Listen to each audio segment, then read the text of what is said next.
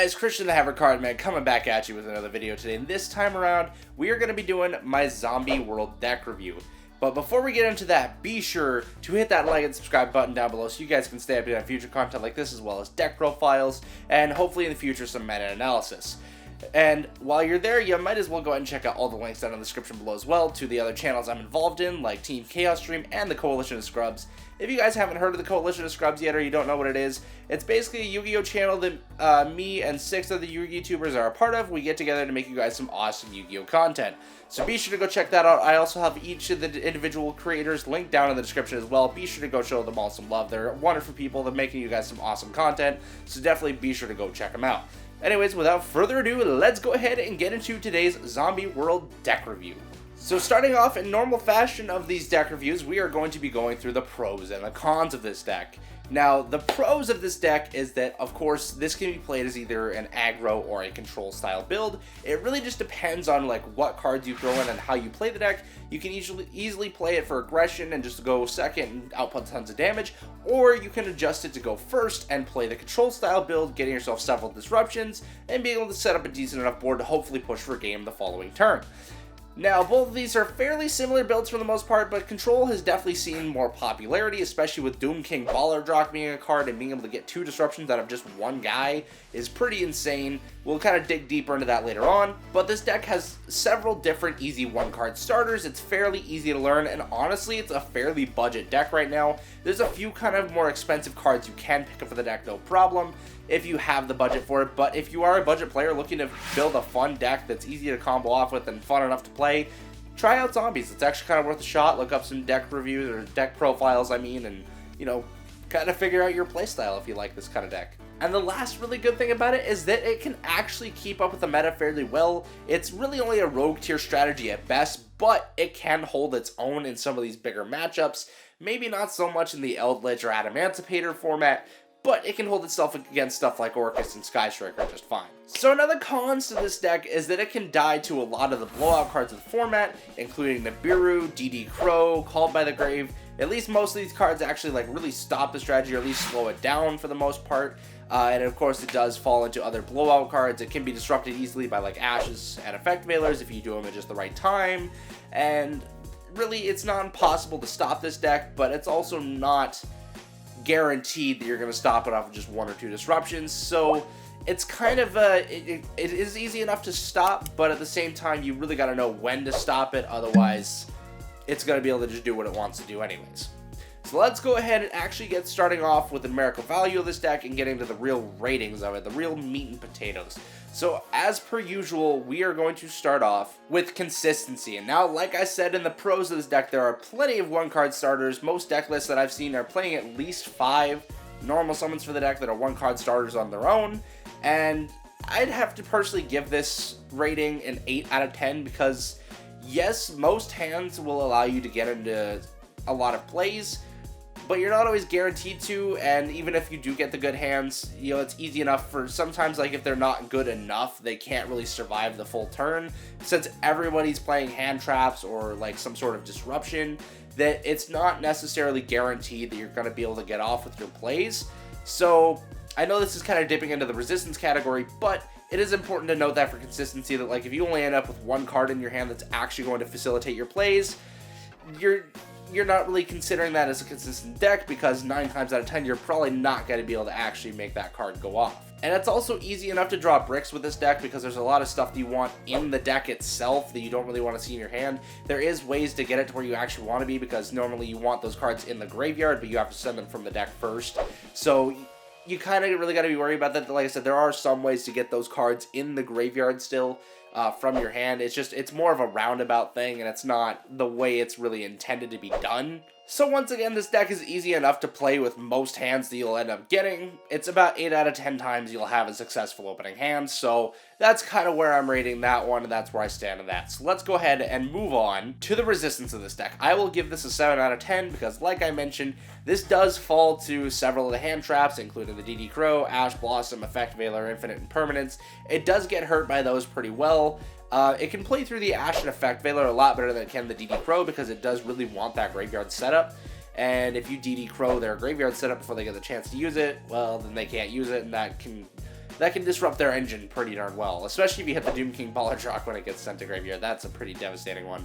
And Called by the Grave obviously is a pretty hard one too, because, I mean, if you banish one of their zombie monsters, even if they have a second copy, they're not going to be able to use it for another turn or two. So, and of course, this deck can die to Nibiru. It does usually summon enough times, even in the control build, because it's got to bounce stuff around to set up its Doom King Ballardrock consistently.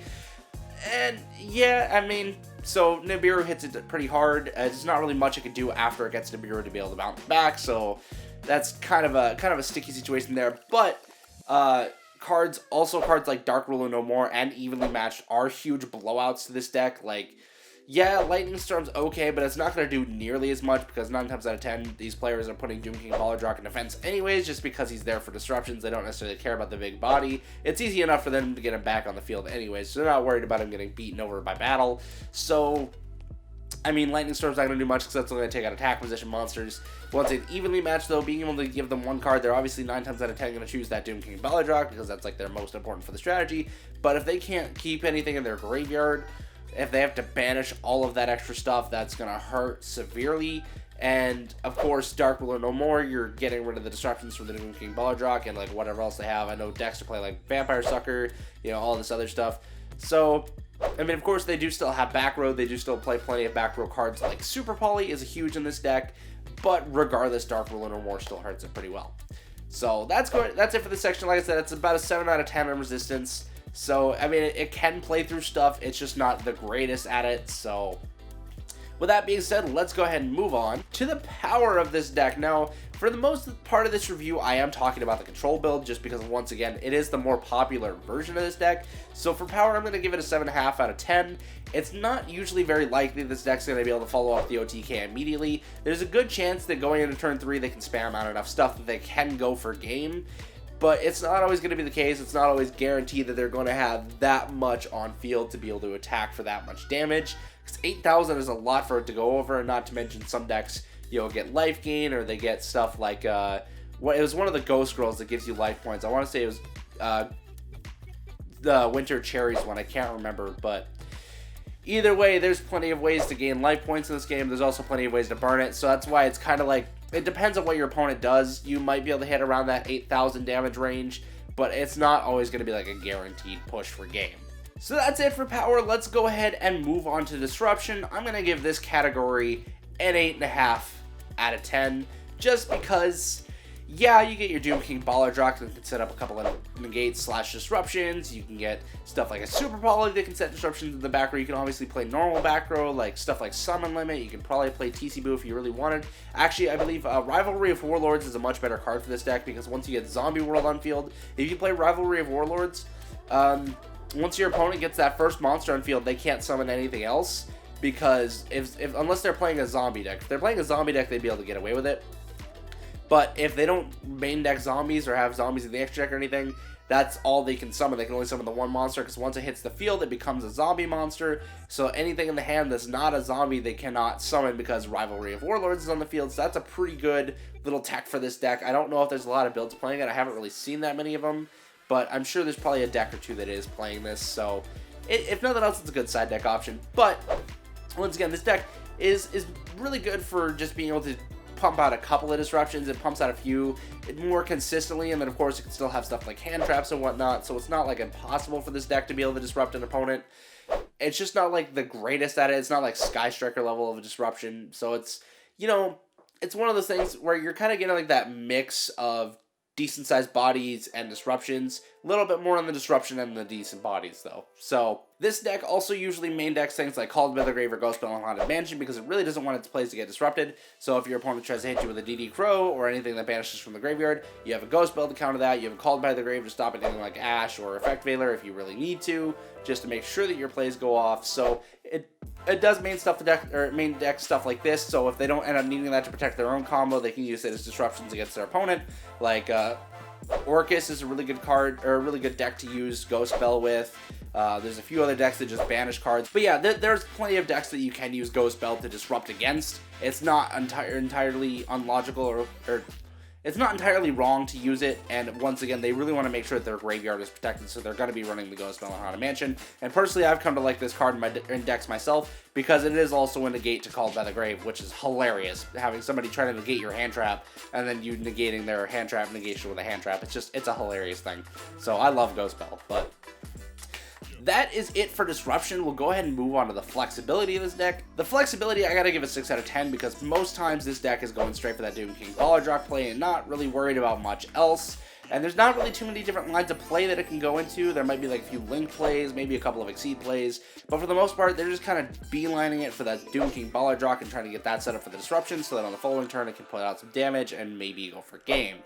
There's not really much you can do to splash other engines into this deck because it's a pretty tight engine for the most part. You know, people have gotten the deck list down pat where it's pretty much like just this one block of engine and like not much space for really anything else. Like they're not really running many hand traps or anything like that. It's mostly just focusing on this Doom King Baller Drop engine and keeping it as consistent as they can while also worrying about the Zombie World engine so that they can keep things like Super Poly alive and just other stuff like that. So yeah, I don't know. It's kind of a weird one because, like I said, it is kind of flexible within its own archetype to a degree because there are a few extra deck plays it can go for, like the Super Poly, you can go Vampire Sucker, there's Vendread stuff that you can go for.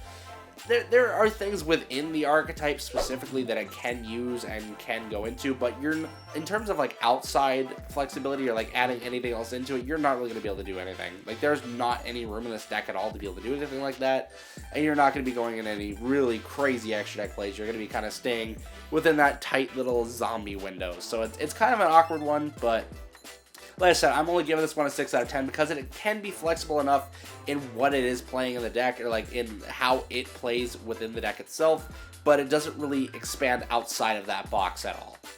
So with that being said, let's go ahead and move on to the overall rating. When you add all this up and divide it by 5, we get an overall rating of 7.4 out of 10. This is not going to be a super flawed deck. It's not going to be dominating the meta anytime soon. It's just a decent little contender for the deck, and it's a lot of fun to play. Once again, a really good rogue style deck if you guys are into that kind of stuff. If you just like playing a little more of a control build that's also slightly aggro, you don't want to go into like Eldritch. Zombie World is really good budget choice, and I think you guys would really enjoy playing it if you haven't already. It's just a really fun deck to play overall. Once again, there are a lot of decks that do what it wants to do a lot better, like Sky Striker does it a lot better, Orcus does it a lot better. You know, there's a whole bunch of other decks that do what this deck wants to do, but a lot better because they still have room in their main deck for extra disruptions like hand traps. They're consistent, they're concise, small engines that can be flexible with other things.